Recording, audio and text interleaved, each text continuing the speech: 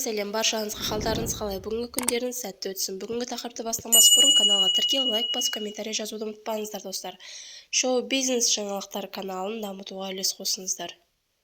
Танымал актер, әлі тележүргізуші Тәуекел Мүсілім әйелі махаббатпен арадағы сезім туралы айтып бағдарламаға сұхбат берді.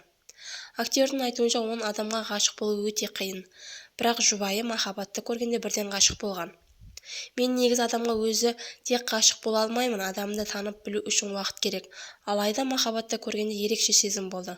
Оны бірден ұнаттым, керемет сезім болды. 10 балдық жүйеме есептейтін болсам, өзімнің қызғаншақтығымда 10 бал берем. Қызғаншақпын, әйелім де қызғаншақ, ол да 10 бал. Бірақ біз оның барлығын шешіп алдық.